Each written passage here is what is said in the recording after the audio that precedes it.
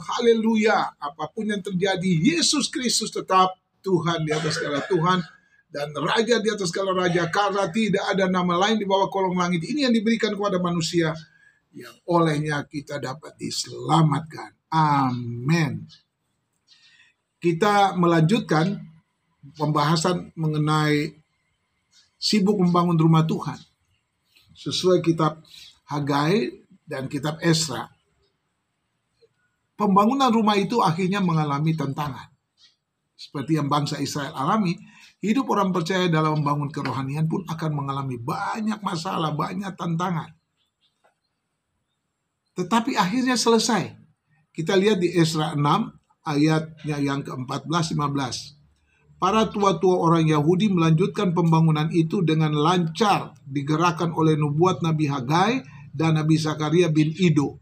Mereka menyelesaikan pembangunan menurut perintah Allah Israel dan menurut perintah Koresi, Darius, dan Artasasta, raja-raja negeri Persia.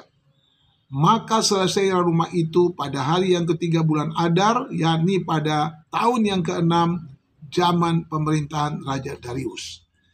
Jadi pembangunan itu pun pada akhirnya diizinkan oleh raja-raja yang sebenarnya harusnya menentang mereka.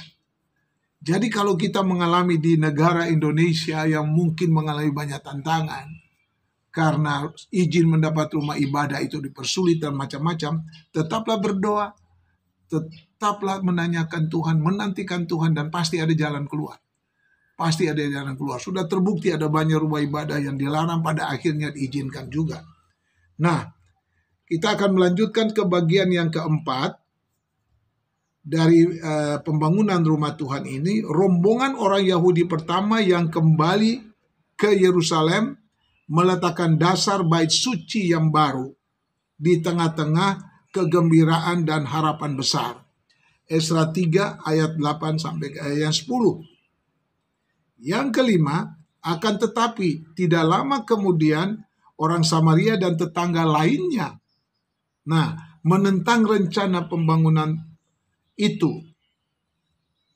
Secara rohani, kehidupan orang percaya perjanjian baru pun akan mengalami kehidupan yang sama.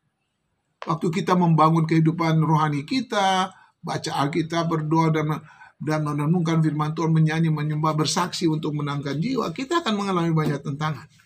Selalu mengalami banyak tantangan, terus saja membangun rumah Tuhan yang rohani. Masing-masing kita agar Roh Kudus pantas dan layak tinggal di dalam kehidupan kita. 1 Korintus 3 ayat 16 dan 17. Kesimpulannya, 4 tahun kemudian pada tahun 520 sebelum Masehi, Nabi Hagai dengan ditemani oleh Nabi Zakaria yang masih muda mulai mendorong Zerubabel dan umat Allah untuk melanjutkan pembangunan rumah Allah. Akhirnya selesai pembangunannya dan ditabiskan. Esra 4 sampai Esra ke-6 itu saudara, kita akan membaca yang tadi saya baca pada ayat 14 dan 15. Itu ayat 13, 14, 15. Itu selesai. Rumah itu akhirnya selesai dibangun juga. Ini gambaran bahwa kita mengalami banyak tantangan, tetapi jangan sampai kita menyerah. Terus membangun kehidupan rohani kita. Rajin bersekutu, rajin berdoa, membaca Alkitab, entah di gereja, entah di kelompok-kelompok kita, kelompok rohani. Untuk bersaksi, mendorong kita untuk membangun kehidupan, kesaksian kita kepada orang lain yang agar banyak jiwa dimenangkan bagi kerajaan Allah. Kerajaan Allah tidak tergoncangkan. Jangan lelah bekerja di ladangnya Tuhan. Roh Kudus yang beri kekuatan, yang mengajar dan menopang. Tiada lelah bekerja bersamamu Tuhan, yang selalu mencukupkan atas segalanya. Ratakan tanah bergelombang, timbunlah tanah berlubang, menjadi siap dibangun di atas dasar iman. Ratakan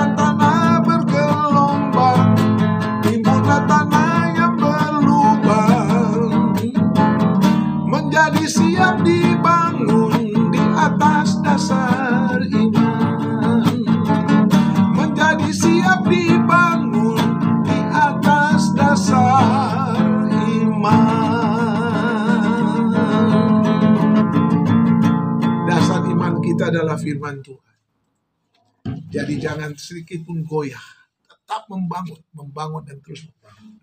Tuhan pasti akan memberkati kita. Jerih payah kita dalam Tuhan tidak pernah sia-sia. Kami selalu mengulang ini untuk kita dapat mengerti. Jangan lelah. Terus bekerja. Amin.